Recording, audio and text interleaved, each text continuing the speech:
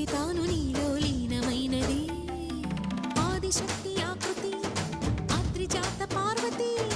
తానువైన ప్రాణధవుని చెంతకు చేరుకుని